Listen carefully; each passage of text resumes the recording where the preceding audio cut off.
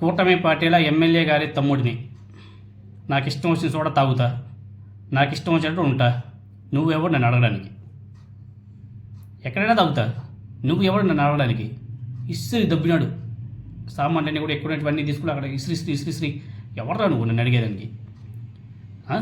ఎక్కడో కాదు ఇది, మన బాపట్ల పట్టణంలోని గడియార స్తంభం సెంటర్లోని ఒక కూల్ డ్రింక్స్ షాప్ వద్ద సిగరెట్ తాగుతున్నటువంటి వ్యక్తిని పబ్లిక్ ప్లేస్లో తాగవద్దని చెప్పేసి సూచిస్తే నేనెవరో నీకు తెలుసా అని చెప్పేసి అధికార పార్టీ ఎమ్మెల్యే సోదరుని అని చెప్పేసి కిరాణా షాపు ఓనర్ మీద రెచ్చిపోతున్నాడు వీరంగం.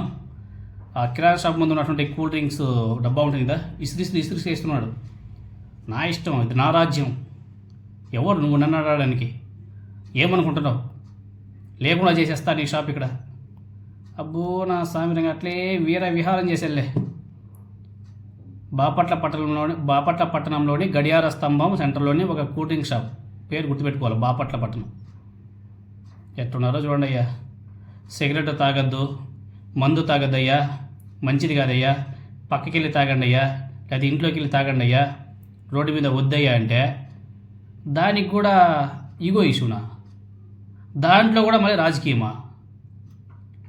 ఎమ్మెల్యే సోదరుడు అయితే ఏమి పబ్లిక్ న్యూసెన్స్ క్రియేట్ చేస్తూ ఉంటే చూస్తూ ఊరుకుంటారా? అంటే ఎమ్మెల్యే, మంత్రి వీళ్ళంతా కూడా మనుషులు గారా? మీకేమైనా అటువంటి ఏమైనా ఉంటే ఇంట్లో చూసుకోవాలా. చాలా ఉన్నాయి కదా, పబ్బులు, బార్ షాపులు బోలేడు ఉన్నాయి కదా, అక్కడికి వెళ్ళి కూర్చొని తాగొచ్చు. మీ ఇళ్ళలో కూర్చొని కూడా తాగొచ్చు, అక్కడ ఎవరికి ఇబ్బంది ఉండదు. ఇదేంటి ఇది? రోడ్డు మీద పబ్లిక్ న్యూసెన్స్ క్రియేట్ చేస్తూ వద్దు అన్నదానికి ఇంత రాద్దాంతమా? ఏందయ్యా స్వామి, ఏమి వ్యవహారాలు మనకైతే అర్థమే కావడం. కూటమి ప్రభుత్వంలో ఏంది వ్యవహారాలు? ఒకసారి ఆ తెలుగుదేశం పార్టీ ఎమ్మెల్యే తమ్ముడు నేనని చెప్పేసి చెప్పుకొని విర్రవీగుతున్నాడు కదా, ఆయన చేసినటువంటి వీరంగం ఒకసారి మీరందరూ కూడా చూడండి పక్కనే.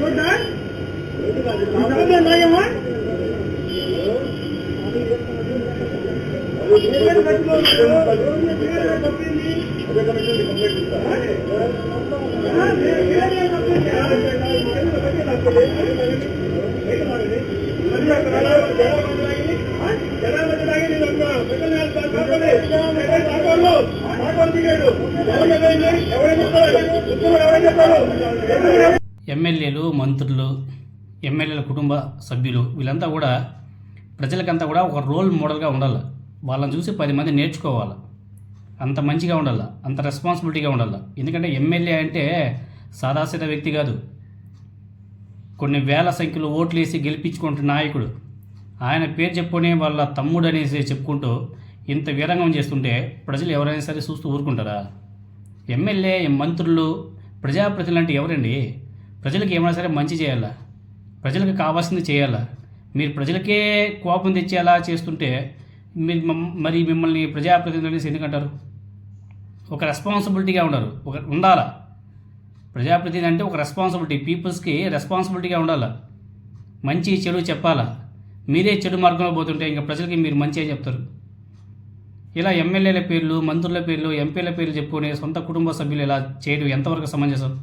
అది ఏ పార్టీ అయినా సరే, అది తెలుగుదేశమా, జనసేన, బీజేపీనా, వైఎస్ఆర్సీపీయా, లేదా కాంగ్రెసా, ఏ పార్టీ అయినా సరే ఒక ప్రజాప్రతినిధి అంటే చాలా రెస్పాన్సిబిలిటీగా ఉండాలి.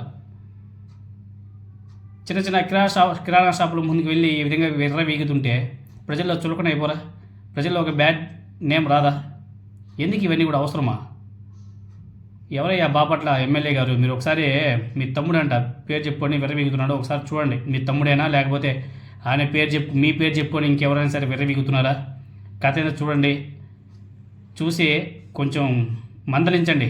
మీరు ఎట్లా కేసులు ఎట్లా పెట్టలేరు, జైల్లో పెట్టలేరులే, కానీ అట్లీస్ట్ మందలిస్తే నాకు కొంచెం భయం ఉంటుంది. ఎందుకంటే మీరు ఎట్లా కేసులు పెట్టరు, పోలీసులు కంప్లైంట్ చేసినా రెస్పాన్స్ అవ్వరు. ఎందుకంటే మీరంతా కూడా అధికార పార్టీ ఎమ్మెల్యేలు కాబట్టి కొంచెం మందలించండి చాలు, ఇంకేం అవసరం లేదు.